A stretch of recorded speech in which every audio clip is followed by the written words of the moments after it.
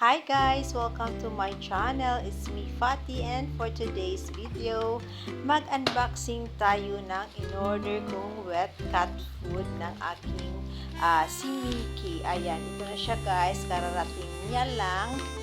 Ito at samahan niyo ako mag-unboxing. Ayan siya. Ang mura lang ng wet food na ito. Ayan siya guys. O, tingnan nyo. Dalawang flavor. Ito salmon at saka tuna at na-order ko ito sa online. Ayan.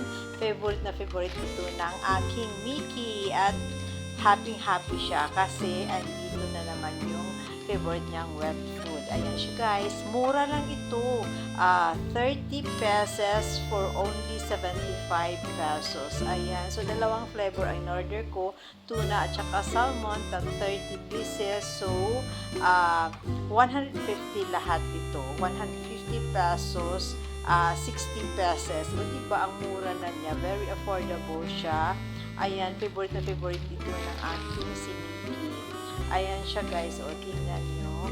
Ayan. Mga ilang araw din itong konsumo niya. Actually, ito ay snack food lang. Meron naman siyang dry food. Pero, kinonsumo na niya talaga ito kasi hindi na siya kumakain ng dry food. Kundi ito na lang wet food. Ayan. Ayan siya guys. O, tingnan nyo. Ang dami niya. At,